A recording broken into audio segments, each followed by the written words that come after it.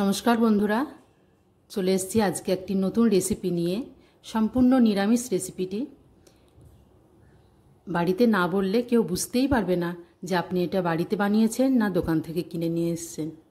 পুরো ভিডিওটি দেখার অনুরোধ রইল। এখানে আমি নিয়ে নিয়েছি ছোলার ডাল। ছোলার ডালটা রাত্রে প্রায় 7-8 ঘন্টা আগে আমি ভিজিয়ে রেখেছিলাম।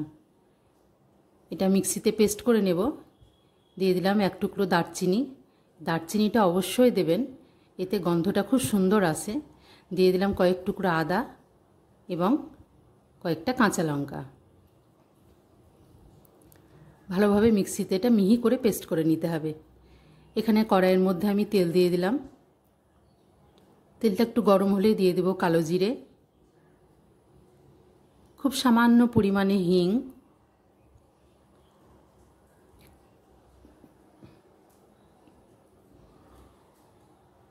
দিয়ে দেব তেলের মধ্যে একটু হলুদ গুঁড়ো,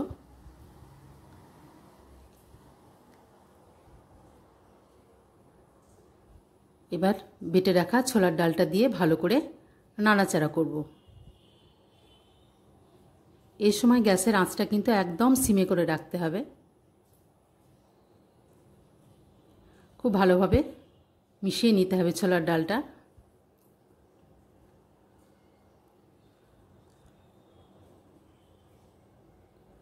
এখানে আমি দিয়ে দেব মিক্সি ধোয়া প্রায় 1 কাপ মতো জল, কারণ ছোলার ডালটা কাঁচা, যেন কাঁচা গন্ধটা না আসে তার জন্য খুব ভালোভাবে এটা নেড়ে মিশিয়ে নিতে হবে। খুব বেশি সময় লাগবে না, 2 থেকে 3 মিনিটের মধ্যেই এই ছোলার ডালের বরফি তৈরি হয়ে যাবে। দিয়ে দিলাম পরিমাণ মতো লবণ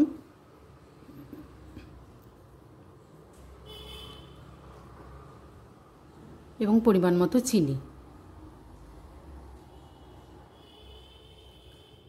এখানে আর কোনো মশলা যোগ করার দরকার নেই।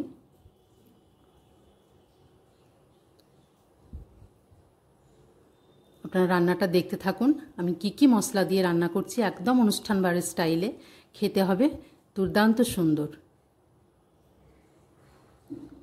এভাবে যখন কড়াই থেকে গাটা ছেড়ে আসবে তখন জানবেন ডালের পুরটি আমাদের রেডি হয়ে গেছে। এদিকে আমি একটা থালার মধ্যে একটু ঘি মেখে নিয়েছি। আপনারা চাইলে সরষের তেল, সাদা তেল যে কোনো কিছু দিলেই হবে। কড়াইয়ের থেকে পুরটি ঢেলে নেব থালার মধ্যে।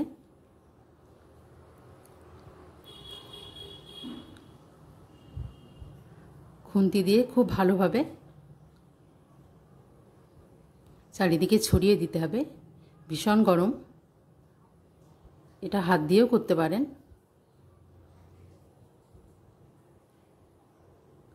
এভাবে একটু সমান করে নেব। 10 মিনিট রেখে দিলেই হবে। দেখুন এটা ঠান্ডা হয়ে গেছে 10 মিনিট পর। এবার আমি খুব ছোট ছোট করে চৌকো চৌকো করে এভাবে কেটে নেব। আপনারা নিজের পছন্দ মতো সাইজ করে কেটে নেবেন।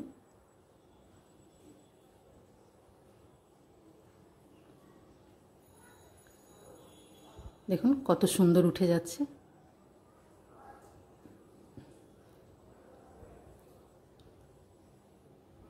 এদিকে আমি একটি কড়াইয়ের মধ্যে তেল গরম করতে দিয়েছি।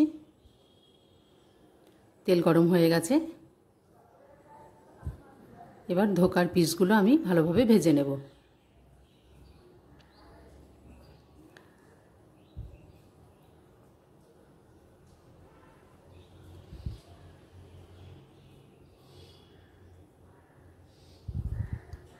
একটু লাল করে ভেজে তুলব, খুব তাড়াতাড়ি হয়ে যায়, ভাজতে বেশি সময় লাগে না। দেখুন আমার লাল হয়ে গেছে।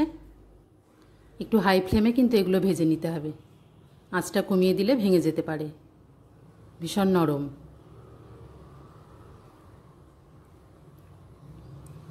আমি তুলে নেব।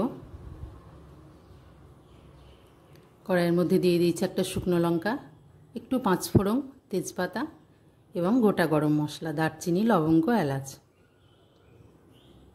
মশলাটার একটা সুন্দর গন্ধ বেরিয়ে আসলে দিয়ে দেবো এখানে হলুদ গুঁড়ো। তারপর দিয়ে দিলাম 2 চামচ মতো আদা বাটা।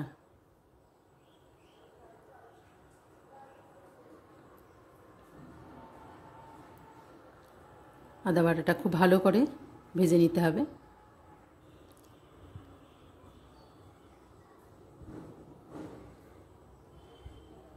দিয়ে দিলাম 1 চামচ মতো কাশ্মীরি লঙ্কা গুঁড়ো,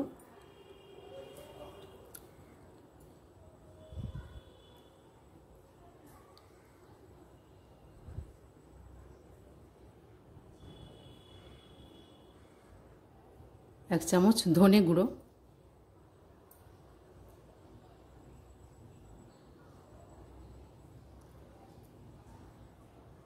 এখানে আমি একটা টমেটোকে পেস্ট করে রেখেছিলাম মিক্সিতে,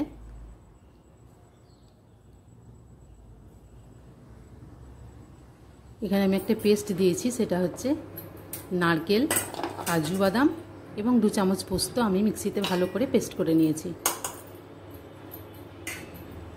এই ধোকার ডালনা রেসিপিতে নারকেল বাটাটা খুব সুন্দর একটা টেস্ট নিয়ে আসে, অবশ্যই এটা দেওয়ার চেষ্টা করবেন। ভালোভাবে কষিয়ে নিতে হবে।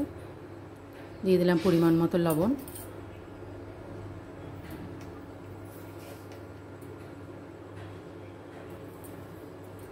এবং একটু চিনি।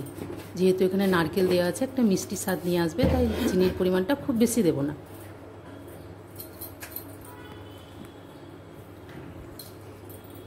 ভালোভাবে মশলাটাকে কষিয়ে নেব।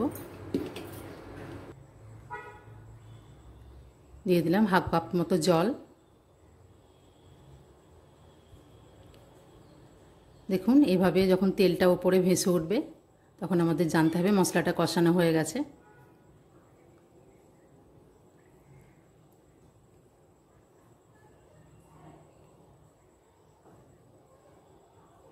উপর থেকে আরও কিছুটা জল দিয়ে আমি একটি গ্রেভি তৈরি করে নেব। এটা খুব বেশি ঝোল হবে না, একটু গামাখাই তৈরি হবে। এখানে দিয়ে দেব ভেজে রাখা যে ধোকার পিসগুলো আমি ভেজে রেখেছিলাম সেগুলো। এটা দেওয়ার পরও কিন্তু একদমই বেশিক্ষণ ফোটাবেন না, জিনিসটা খুব নরম ভেঙে যেতে পারে। রান্নাটা প্রায় হয়েই গেছে। আমি এখানে দিয়ে দিয়েছি খুব সামান্য পরিমাণে গরম মশলা গুঁড়ো এবং 1 চামচ ঘি। বাস, গ্যাসের আঁচটি বন্ধ করে ভালোভাবে নেড়ে এটা ঢাকা দিয়ে রাখবো কিছুক্ষণ, যেন গন্ধটা খুব ভালোভাবে চলে যায়।